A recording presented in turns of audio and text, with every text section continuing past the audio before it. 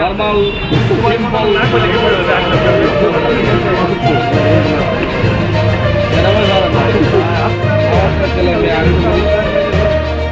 না মন করে তো হবে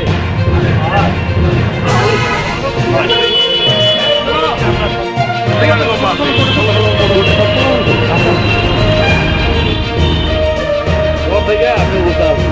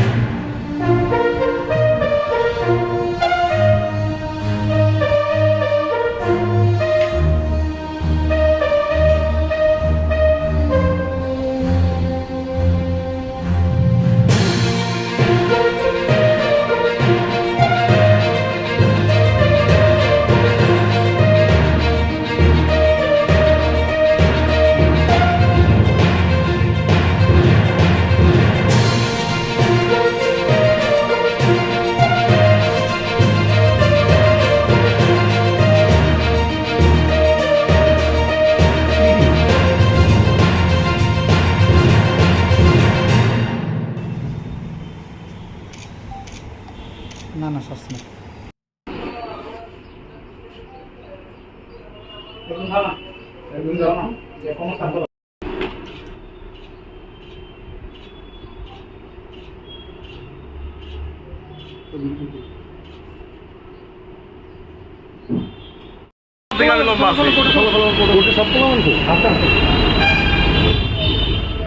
তোমার থেকে আমি বলতাম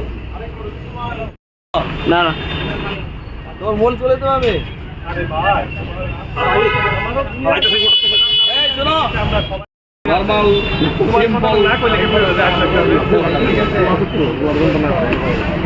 নরমাল ভালো না আমার ছেলে মেয়ে আমি তো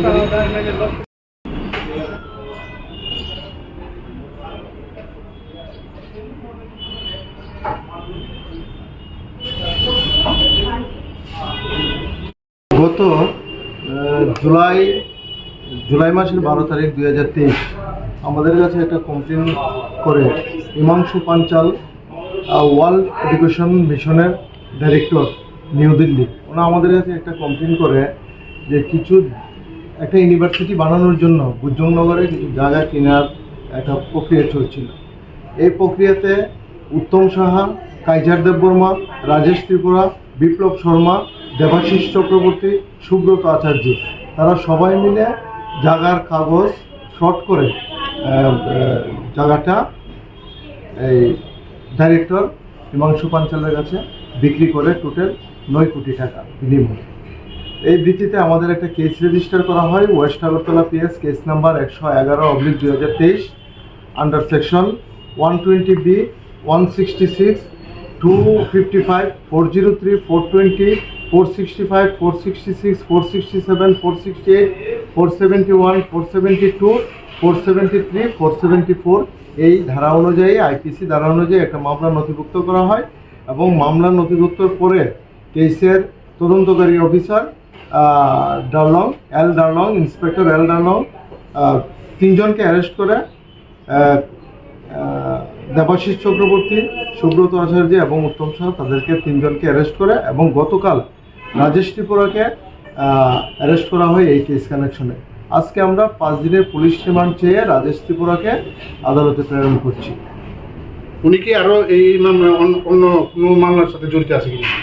রাজেশ ত্রিপুরার বিরুদ্ধে অনেক অভিযোগ আছে। কিছুদিন আগে গত 1 বছর ধরে আগরতলার বিভিন্ন শহরে বিভিন্ন কম্পিউটারের দোকান থেকে সিসিটিভি শপ থেকে অনেকগুলি সিসিটিভি ক্যামেরা এবং এলইডি টিভি নিয়েছে, কিন্তু তার বিনিময়ে টাকা পেমেন্ট করেনি। অনুমানিক 10 লক্ষ টাকার অনেকের কাছ থেকে নিয়েছে। উনি এমনিতে কি করেন?